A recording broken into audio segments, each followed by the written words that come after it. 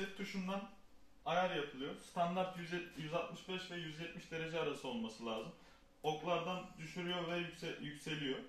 OK tuşuyla da onaylıyoruz.